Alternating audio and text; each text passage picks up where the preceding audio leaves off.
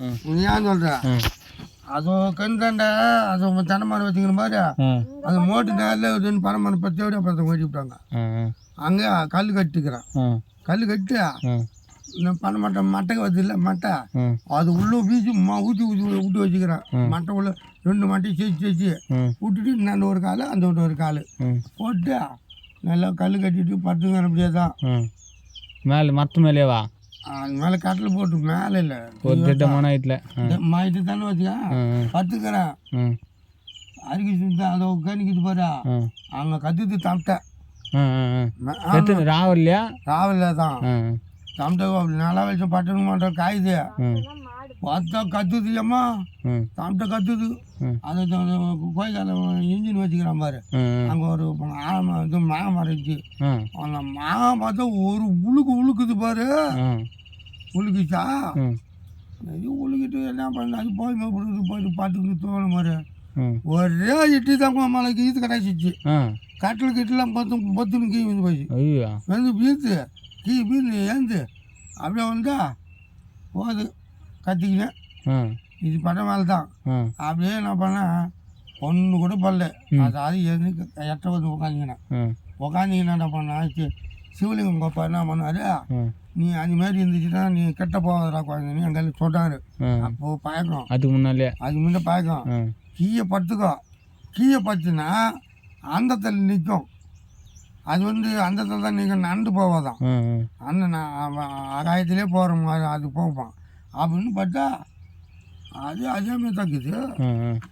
ஓ சரி அது மினியும் என்னன்னு சொல்லி மினி தான் அது மினின்னா அதுவும் சாமி தானே சாமி தான் மினி தான் என்ன இருக்கிறது இது கட்டிக்கிறாங்க பாரு அங்கே பயங்கரமான சாமி அது.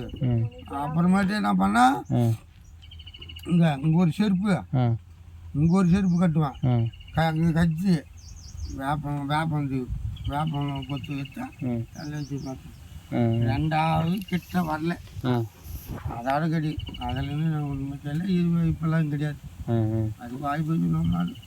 நீ எத்தனை வயசு இருக்கு உனக்கு அப்போ இது நடக்கும்போது? அப்போ என்ன கல்யாணம் பண்ண தண்டா அப்போ எதுனா ஒரு வருஷம் இருக்குன்னு வச்சு அம்மா கல்யாணம் பண்ண போதா அது முன்ன நடந்தது. அதுக்கு முன்னாதானே அப்போ 1999 98 அந்த மாதிரி இருக்கும். அப்போதான் கொட்டா போட்டு கொட்டாய் கொளுத்து விட்டு போய் அங்கதான் நல்ல இடம்டா அதுக்கு கொட்டை கண்ணோட நல்லா ராசி. அது சுயல் காத்து அது பேயும் கிடையாது மேலும் கிடையாது.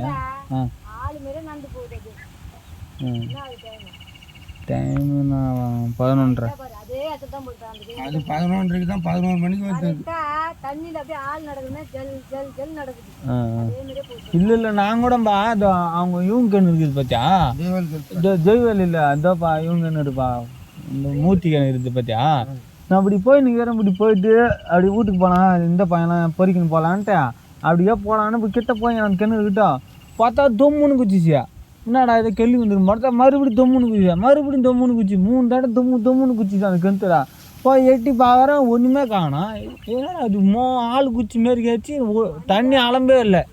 நான் தான் ஈசை பிடிக்க பார்த்தேன் பிடிக்கும் போது கண்டுபிடிச்சிட்டேன். யார் கல்வி சொல்கிறதுக்கு போய் குளிக்கிறாங்க. ஏய் போஜோன்னா ஈசை பிடிச்சிக்கிட்டு ஈசை பண்ணாலே வந்து புத்து குடிக்குது அங்கே நம்ம கந்தல குளிக்குது ஏதோ நம்ம கந்தல குளிக்குது மாடு விட்டு ஏசிட்டு நிறுத்திட்டு வந்துட்டேன். போய் பார்த்தா தண்ணி அப்படியே கலங்கி போய் கொடுக்குது.